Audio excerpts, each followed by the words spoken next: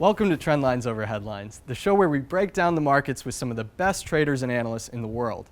We've got a great show for you today. John Roque of 22V Research is joining me to lay out the bear case for stocks. John is one of my favorite analysts out there. He's got nearly 40 years of market experience, so he's seen a few cycles. Prior to working at 22V Research, John worked on the buy side at firms like Key Square Capital and Soros Fund Management. He's been right about a lot of things this year, so I'm really excited to hear his take on the markets. But before we talk to John, it's Friday, the markets are closed, so let's take a quick look at how this week played out.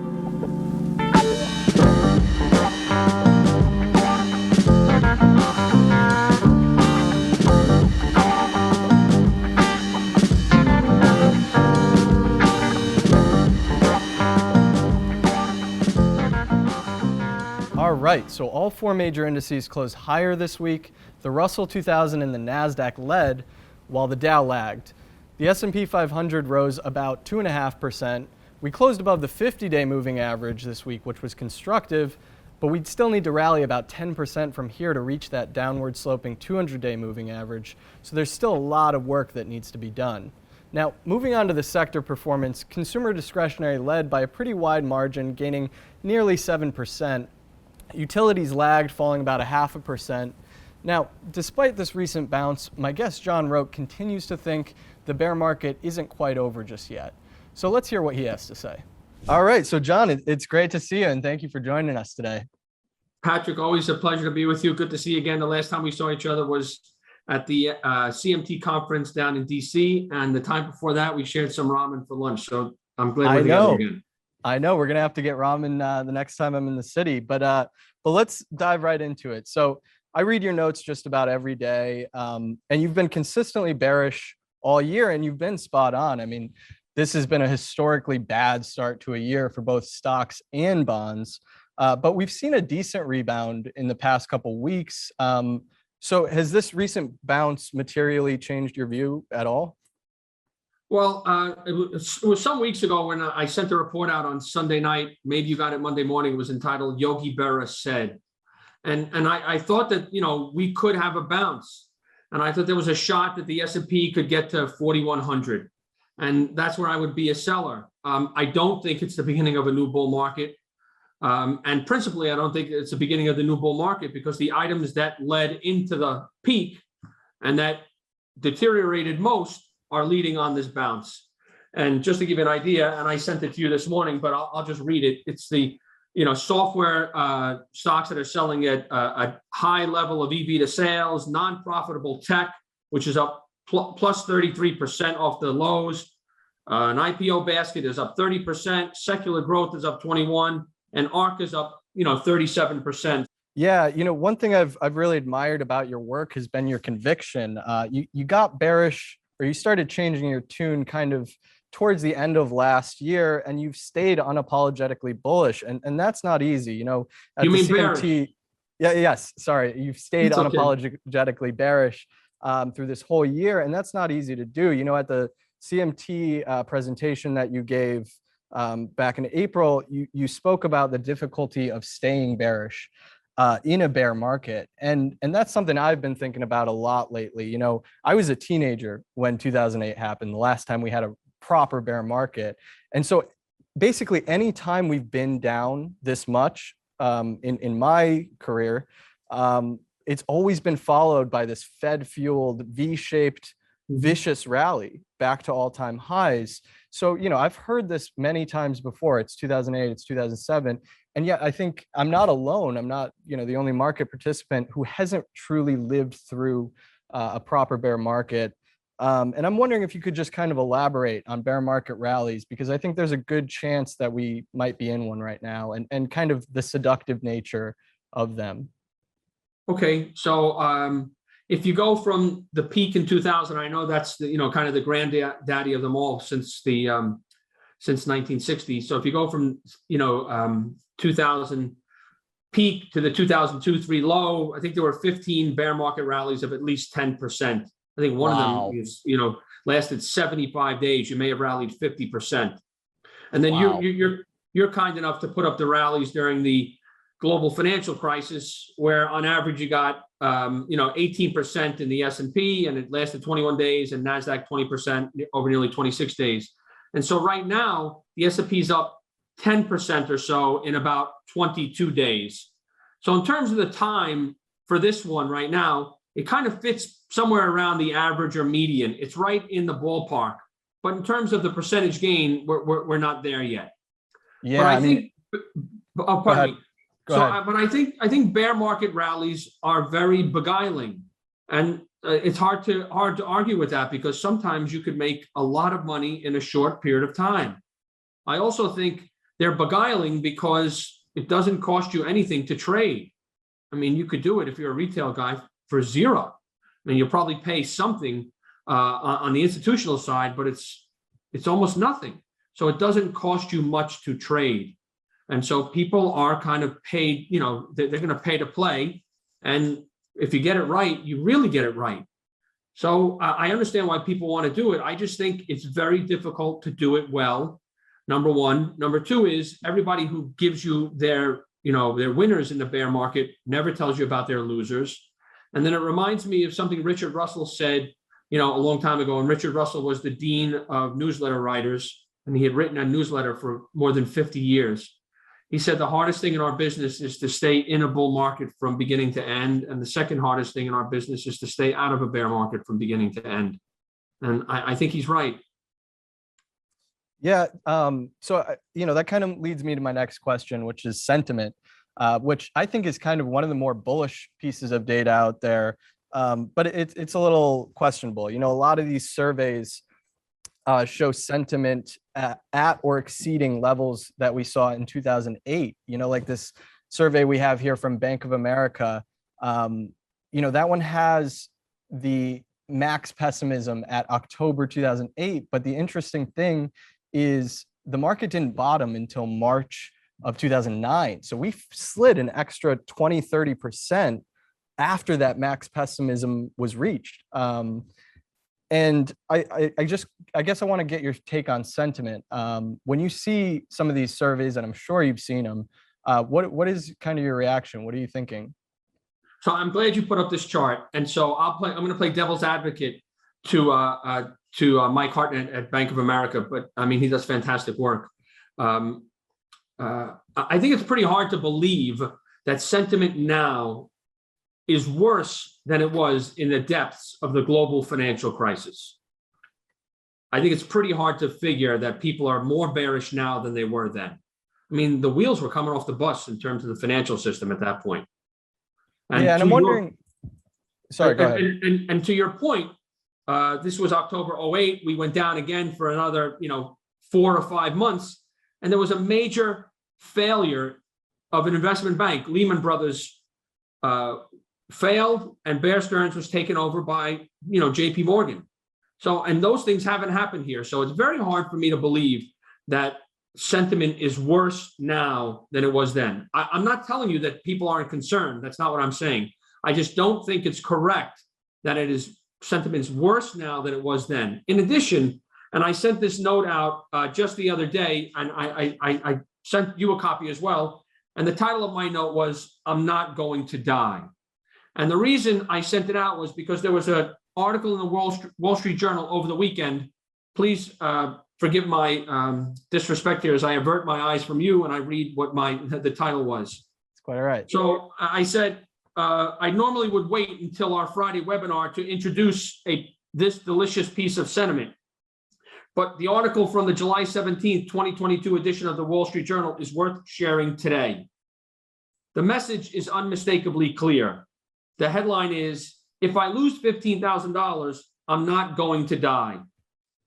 And the article went on to tell about a couple in particular, although there were some other protagonists, who were putting off their home repairs so that they could buy stocks.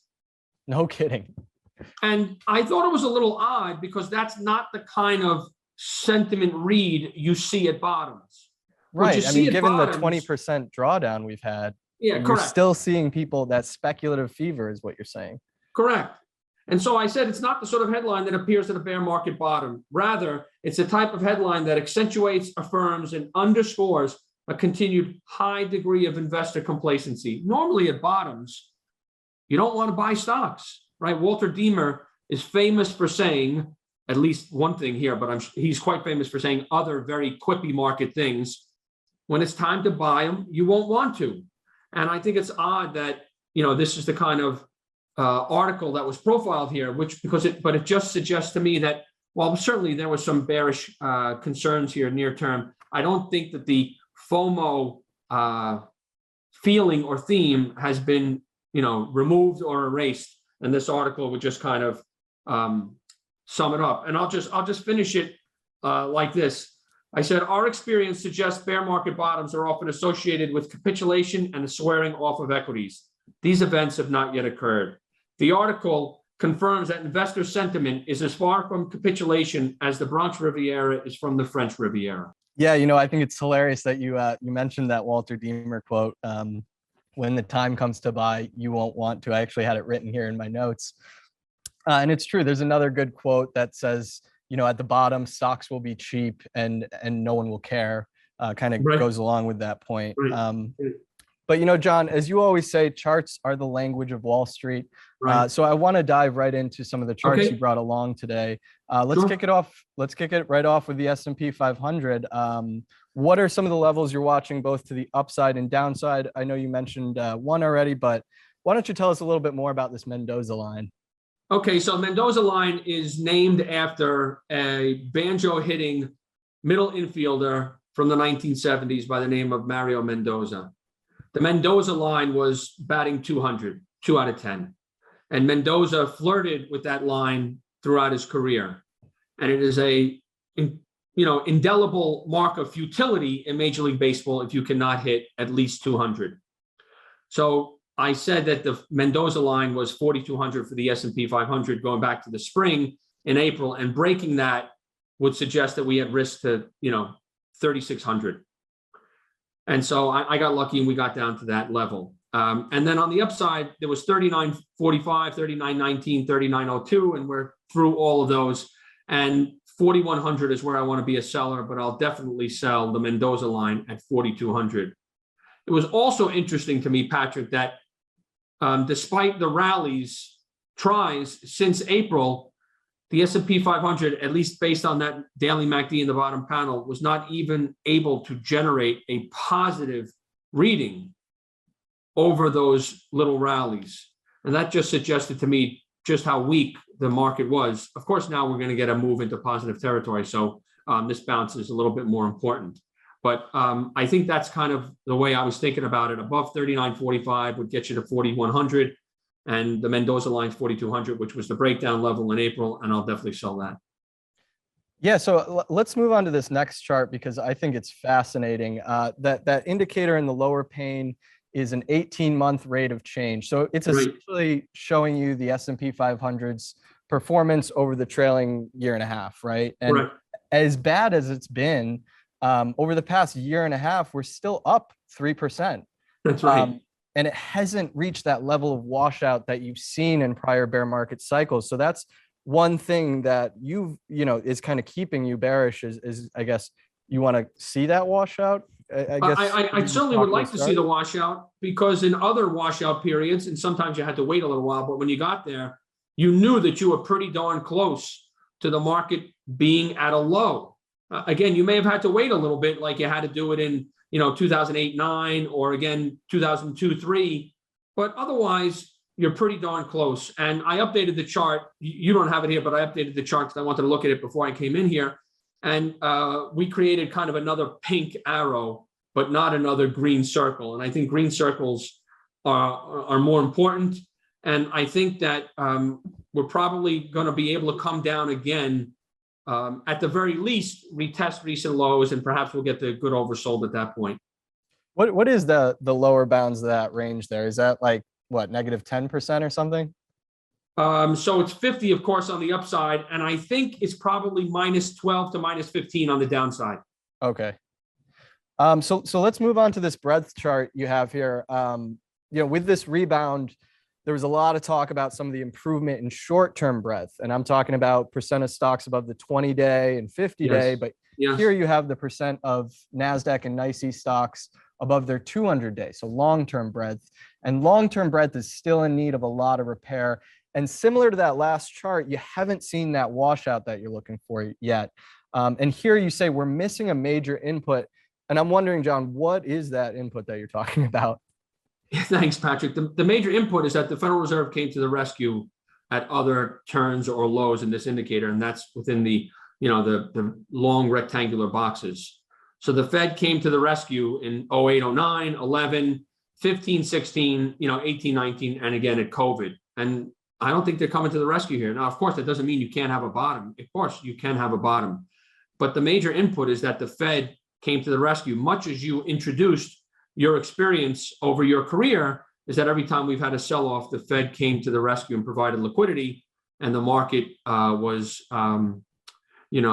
received the salve from the Fed, and everything was going to be okay again. But I don't think we're there yet. And so I had used this indicator going back to late 2020 for the NYSE and early 2021 for NASDAQ to say, if things are so great, how come this indicator keeps deteriorating? Fewer and fewer stocks were holding above their 200-day moving averages. And I thought that this was kind of like a patient or a person looking great on the outside, but internally, maybe there was an ulcer or there was some other malady that we couldn't see externalized.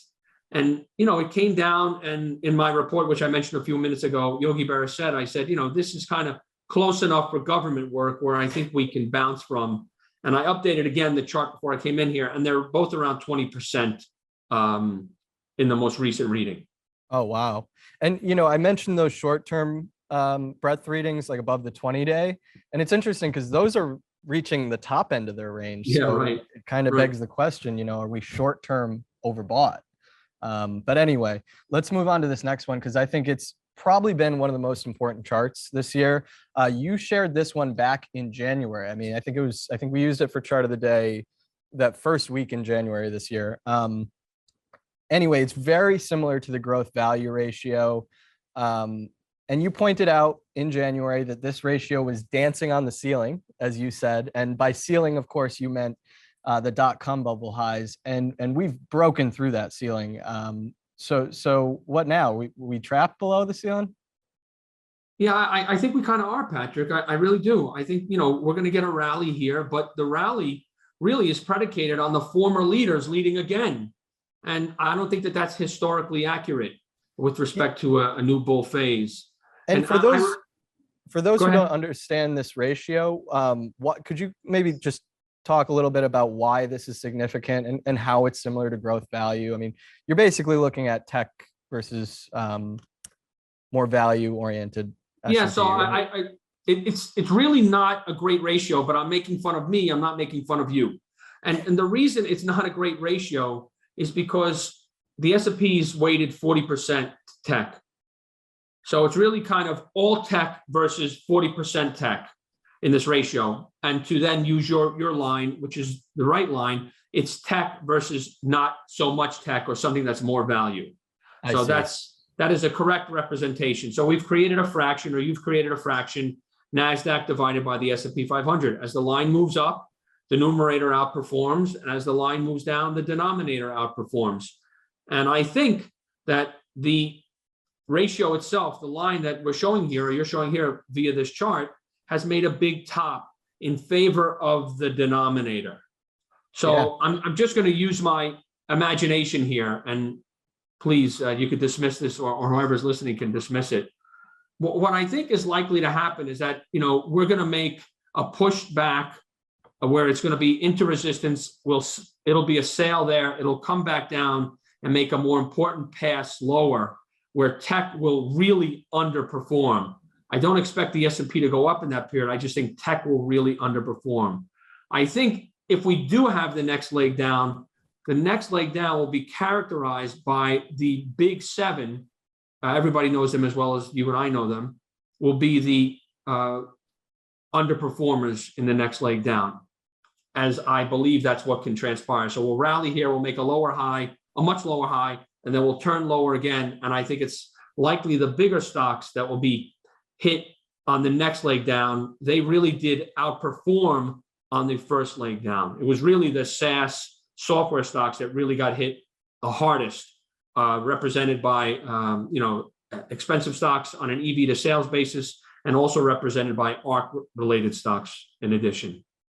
Yeah, I mean, so much of your thesis is predicated on this idea that we're in a regime change, and right. to me, this chart is the quintessential example of what you're talking about when you talk about regime change. And I like what your point there, that you're basically looking at a lot of tech versus a little less tech, not necessarily tech versus no tech. But anyway, let's move on to the US dollar. This is one, I remember you talking about the dollar breaking out of a big base back in November around 95, quickly ran to 103 to 20-year highs. Here we are around 106, just off those 20-year highs. But you think the dollar is going to 120? Is that right? Yeah, I think you can make it to 120. And I think if you take that range, it's 104 to 88, that's 16. If you add 16 to 104, you get 120. I know it's not going to be as neat and clean as that, and maybe my pencil needs to be sharpened a little bit, but I think it can get to 120. I think the euro is going to be defended at parity, but I think the euro has risk to spot 8.5. I think the dollar will likely remain strong, either because the Fed's going to continue to raise, which I think they will, and because our economy is likely in better shape than what's being experienced in Europe. And of course, the euro is the biggest component of this. Interesting. So let's move on to financials. You know, I emailed you a chart of the financials last week, and I think you were being nice here by drawing resistance just going back to the COVID highs. I mean, that level really extends back to the 2008 highs. So I asked you, I said, John, you know, if financials break this level here, the pre-COVID highs and the 2008 highs, was 2021 just one big failed breakout for financials? That's an important question. I mean, it's really an important question. I'm not blowing smoke at you. I think it's an important question. And so the financials here are important for a few reasons.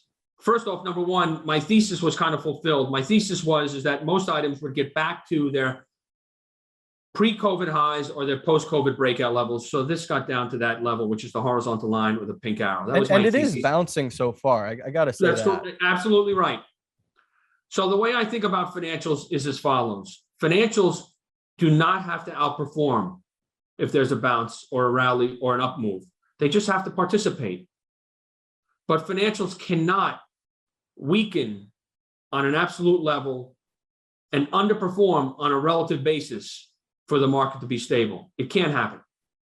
And I know that sounds a little arrogant and full of hubris, but I've been studying the relationship of the financials to the S&P 500 as far back as I have data available. Yeah, I mean, I don't think it sounds arrogant. I think, if anything, I've always heard, you know, you can't have a bull market without financials. So yeah, they have to participate. They don't have to lead. And in fact, they haven't been leaders for a long time, as you could see what that relative strength, relative line looks like in the bottom panel. They haven't been leaders for a long time, but they do have to be able to participate. And so, you know, if they go down on an absolute basis and fail and make a new reaction low beneath that 520 level, and relative performance continues to deteriorate, then I think the market's going to be, you know, less stable. Yeah, I mean, and it's kind of a similar story in the Russell 2000. I know that one, as far as the major indices go, Russell is a little bit heavier weighted to the financials. And it reminds me of that chart a lot because, you know, the Russell, you know, testing those 2018, 2020 highs, I think if we see financials fail, then we'll probably see the Russell fail, and that'll just be an ugly, ugly environment. But let's move on to energy. You know, energy, it's still the only positive sector. It was the only sector to hide out in this year, and it's had a bit of a fall from grace. It's paired its gains in the past month or two. Why don't you walk us through why you're giving energy the benefit of the doubt here? Okay. So the reason I'm giving energy the benefit of the doubt is because it is still supported by an upward sloping 40-week moving average. The other peaks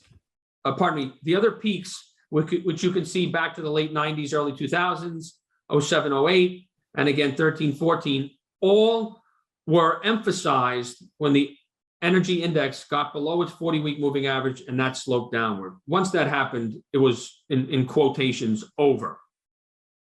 So that's number one. I'm going to give it the benefit of the doubt because of that.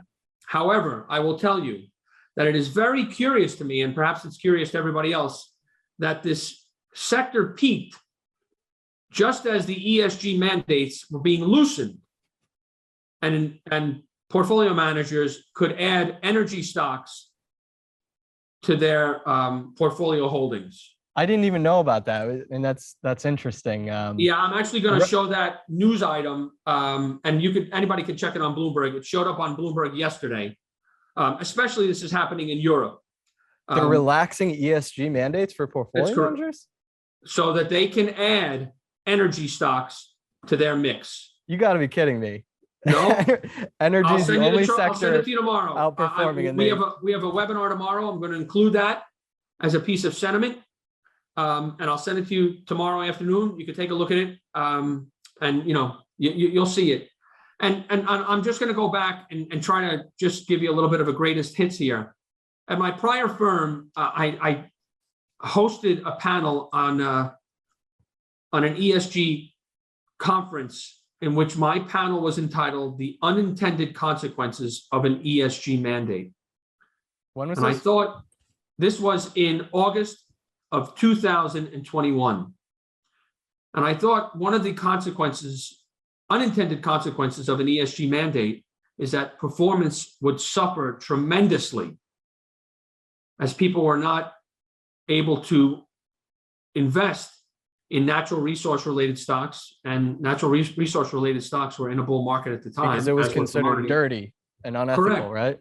Correct. Because the world was trying to decarbonize, and our business was going to help it along by creating strict mandates for investors to avoid those kind of stocks. And I think our business gets too caught up on these mantras over time and over cycles. It's quite repetitive. And if we, and I'm including myself in that group, if we listen, clearly or hard, we got to listen hard. If you listen very hard, I can't remember what that's a lyric. I'll come to it. I'll probably text you or email you later. If you listen very hard, I think that's from Stairway to Heaven, perhaps. Anyway. All right. Here goes. If you listen hard, if you listen very hard, you can hear these things, but you really have to be a good listener. And I'm going to say something that people will scoff at, but I really believe it to be true. The best repository of investor sentiment going is CNBC. I would not disagree with you at all, John. Thank you. Thank you for laughing. And the reason being is that nobody ever goes on CNBC and dissembles. If Patrick is, if you're the host on CNBC and I'm your guest, you say to me, John, what do you like here? I always tell you the truth. Nobody's ever dissembling. So you can really get a sentiment read by listening to CNBC, especially, in these kind of 7 a.m. to 10 a.m. slot. And again, in the 12 noon to 1 p.m. slot.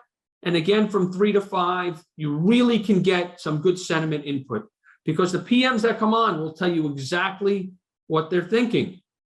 And everybody was kind of on this, green energy thing, and they kept ignoring natural resource stocks. Now, I know, of course, natural resources have been hurt very hard over the last month and a half because people are, thinking about an economic slowdown. But right. Since the autumn of 2020, that was kind of really where the breakout was. Autumn of 2020 until the spring of this year, they were really the best sectors. Yeah, I mean, let's take a look at commodities more broadly. There's a lot of people saying that we've seen peak inflation and the commodity bull market has run its course. That was it. But this chart here tells a different view, and I'm wondering if you could just kind of elaborate on it a little bit more. Okay. Thanks, Patrick. So the The up cycles, at least, and there are very few of them. This is not statistically, this is not admissible in statistics class. So please, challenge is accepted, but I'm not going to die on the hill of that. This is statistically important. That's quite all right. Thanks. If you go back to the 1900s, early 1900s, commodity up cycles usually last about 15 years or so. Of course, not everyone is the same, and that's just an average. So, of course, we know in order to get the average, you have to have numbers below and above. But it seems to me that after breaking out of what had been a 13-year Brobdingnagian base, that it's quite unlikely that you could end it this quickly. It could be, but I'm guessing that you didn't. Please also just take a look at that black arrow that's in the chart, which says that the Bloomberg Commodity Spot Index broke out to a 6-year high in late November of 2020. That was really when the commodities started to accelerate. So if you were on board. At this point, it just looks like a classic retest, right? After a breakout. Pull back to the breakout level, correct. But I think it's really, go ahead. In this cycle, the momentum indicator at bottom, and I know there's not a lot of data here, certainly did not get as extended as it did in the prior two cycles. Again, not statistically significant, but just, informative. Yeah. I want to move on to gold next. With all this inflation, you'd expect gold to at least hold a bid, but it's been terrible on an absolute and relative basis. And you actually have it as a short here. I know you were a little bullish on gold earlier in the year. It's true. You're right. But I think it speaks to your abilities as a trader, the fact that you've changed your mind and you're now calling it a short. Why is that the case? What's got your eye telling you that the story has changed? Okay, a few things. Thanks, Patrick. First off, number one, gold was first out of the gate in the summer of 2019, and it was kind of the lead dog or the lead scout for the whole commodity complex. It was really first out of the gate. And it made a new all-time high in the summer of 2000. And then it kind of went through this big corrective phase, which got it down to, I guess it may have been, 1,700 or thereabouts, while the other commodities really started to accelerate. And it was odd to me that gold was not participating in what was, at this point, a full-fledged commodity bull market. But then in late 2021 and early 2022, gold looked like it was back on its horse and was ready to go. And it looked very good within the construct of an existing or an ongoing commodity bull market. It got right up to its old, right? And some of those mining stocks were working too. Correct. When that was going on. And then we saw them epically fail. Newmont Mining had this giant base that went back to 1987. I'm with you, I know.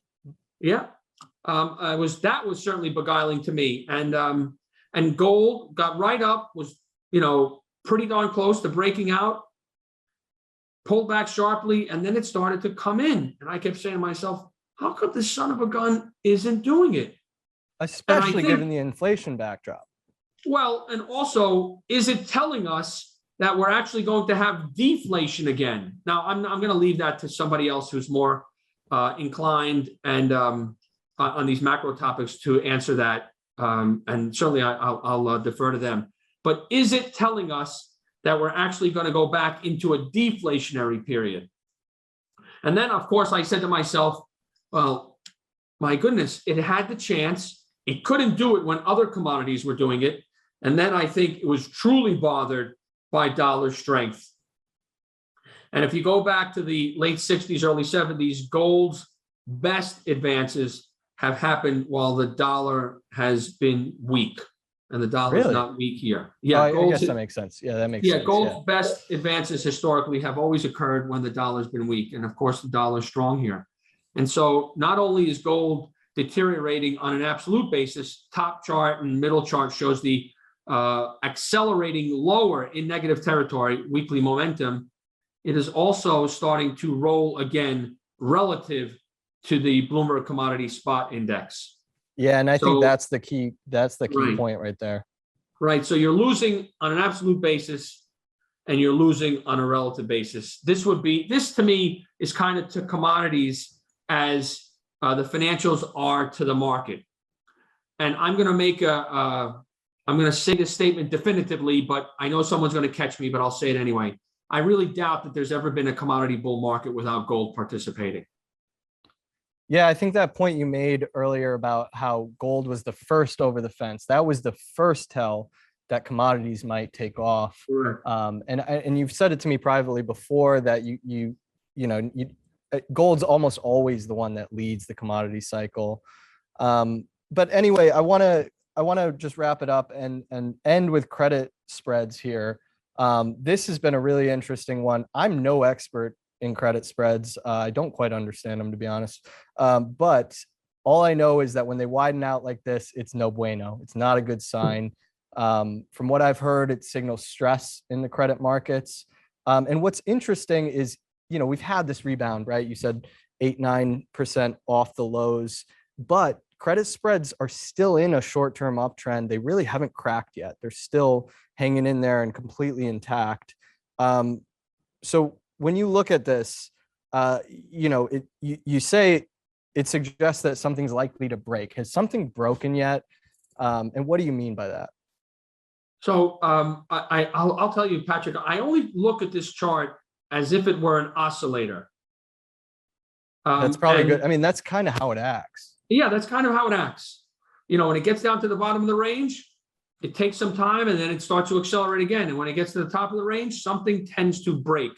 And by that, I mean, there's usually some reason for a big decline in financial markets. And you guys, your audience can read them there as well as I can. So there's no need to repeat what we see here. But this indicator, the 10-year Treasury bond yield since 1970, and the yield curve itself, they're all spotless in terms of predicting either a breakage somewhere in the financial system or an oncoming recession. Yeah, they're not great for timing. It's more about context. Like when you see the 2-10 curve invert, That's correct. You know that within the next 22 months, there's, like you said, it's got a great track record, nothing to scoff at. That's right. And it's remarkable. And maybe this is always the way it is in every cycle, where people will tell you it's different this time. Reinhardt and Rogoff wrote a great book of that title, It's Different This Time, and they showed you that it's not different this time. And so I think, kind of the speed of the information flow in this cycle, and the need to perform, because performance has been poor, and the need for people to quickly embrace any rally and call it the low, suggests that people are more likely to dismiss what might be referred to at this stage as historical artifacts, because they don't have the importance in these cycles as they did in the past. And I don't believe that at all. I believe that it's important to pay attention to market history. I'm fond of a line by Michael Crichton, who wrote Jurassic Park and the Andromeda Strain. And he said, not knowing your own history is like a leaf not knowing that it's part of a tree. And so I think that it's important to keep these indicators in context. That was your line. I think it's the right line. And know that if you don't pay attention to them, you're likely going to be hurt or harmed. And my former partner at Lehman Brothers is a guy named Steve Shobin, who is still to this day one of the greatest guys I've ever met in the business, the quippiest guy I ever met in the business, a great sports fan. Always said to me, you always get hurt, John, by what you're not paying attention to. And I think if we don't pay attention to these items, we're going to wish that we did. Yeah, I mean, I like I said at the top of the interview, I think it really comes down to recency bias. And is this what we've seen in the last, prior pullbacks, or not pullbacks, prior 20% drawdowns? Is it going to be met by some Fed response, or is this going to be a proper bear market, which a lot of us have not experienced? Can I mention two things? Yeah, absolutely. Okay, thanks. Number one is, I think it's not really strong analytical work or analysis when somebody presents an indicator and its result, and then provides the historical data and says that similar results show the market to be higher 1 year later. I love that you brought this up. Go ahead. So I really think it's not helpful information, and here's why. I went back to 1900, and I just wrote a simple query in Excel. And if you take any date in history and then go 1 year forward from that date, the market is higher nearly 70% of the time 1 year later. When is it not higher? When you're in a bear market or in a recession. That's the first point about that. The second point is, sure, those indicators do suggest and tell you that the market is quite likely to be higher 1 year later, but they don't tell you that you might suffer an important drawdown before that occurs. Yeah. So if the market is priced today, and I'll make the number up at 3,500, and it says that the 1 year later you're going to be up, it doesn't account for the fact that it may go to 3,000 first. That's just an example. I'll quibble with you a bit on that because you've changed my mind about that a lot. And it's also the context of the environment we're in. Yes, those stats don't matter as much in this environment because, if you're correct, if this is a regime change, then, who cares about the historical data? But I do think that they can provide value in terms of context and knowing how markets have responded to similar conditions. And I think, where people get it wrong is they hang their hat on it too much. They put too much weight on it. That's fair. But I do think it's a little bit helpful in keeping context. And I think where people get into trouble is really maybe just putting too much weight into it. But I do hear what you're saying. And I think that those types of stats are great when we're in a bull market. Wonderful. But if we're in a place where we're like you said, we're in a regime change, then that stuff's useless and maybe even detrimental. So I also would like to mention that when people talk about markets at this stage, almost nobody mentions or even considers that we could have made kind of a secular peak for the major indexes. And to your point, like back at the end of last year? No, yeah, like at the end of 2021, early 2022, right. Like that was kind of the cycle peak. Sure. And that we could be in for, kind of a secular difficult period like this one. Thank you very much. I'm glad you had it. This is a scary chart. I mean, right. this one keeps me up at night. I'm not going to lie.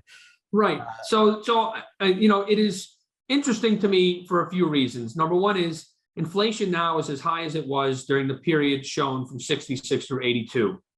Please know that the last time inflation was this high, it took the Fed 9 years to get the inflation genie back in the bottle. And in fact, the last PPI print, I hope that I'm going to represent this properly, was the third or fourth highest PPI print on a year-over-year basis over the last 70 years. The third or fourth highest, it was 18% year over year. So, wow. And it took 1 year from that reading in the early 70s for the PPI to go below 6% after that reading. So if that's any indication, and again, there are not a lot of instances of this because we know inflation has never been this high in our life cycles and even over the life cycle going back to the 1950s, except for that late 70s to early 80s. But it took 1 year for inflation to go on a PPI basis from 18% to 6%. 6% is still a high number. Yeah. That's number one. Number two is there's some symmetry to this chart in that there have been, at least according to my eye, 5 secular up moves. And to date, there have been 4 secular sideways moves. You don't have to be down a ton, but you're kind of down and difficult and choppy, and it takes a long time to come out. I've also tried to measure the life cycle of a secular up move. And I don't want to mention the numbers here because I haven't committed them to memory yet. But if you take it from the low in 2009 to the high in 2022, that's about 13 years. Or 13 years. I mean, that's kind of in the ballpark of the life cycle of a kind of a secular up move. So again, there are not a lot of inputs here. There's not tremendous data in terms of prior periods. but it suggests that, maybe it's going to be more difficult than it has been, whereby you brought them down because the Fed cut rates and they went on to make new highs shortly thereafter. In addition, and I don't have this chart here, maybe you have it. Maybe you have it actually. It's the chart of the Shiller cyclically adjusted PE ratio, which is otherwise known as the CAPE. I know what you're talking about. We'll throw it up. Okay. I have used this and kind of used the line. I've used Shakira's line, hips don't lie and charts don't lie. No, they don't. Shakira, right? In that, the only time when you got a peak in the CAPE, cyclically adjusted PE ratio, and it did not get below its long-term average, was at the COVID low. Otherwise, the 5 cycles prior to that, you always got to move below the long-term average PE using this cyclically adjusted PE ratio. And so the current PE ratio, the CAPE, is in a lot, but it's still way above the long-term average. And anybody can download this data. They could just go to Robert Shiller's website. He makes it free, which is very kind of him. Well, John, we got to wrap it up. I could sit here and pick your brain for hours. Thanks, Patrick. Thank you so much for joining us. Always My pleasure. a pleasure hearing your thoughts. We'll have to do it again sometime. Anytime. And when you're in town, I'm buying the ramen. Thanks a lot. All right. Well, have a great weekend. Okay. You too. Bye, Patrick. Thank you. All right. Well, thank you guys for watching. If you enjoyed the show, be sure to click like and subscribe. We're off next week, but we'll see you again the first week of August. Have a great weekend.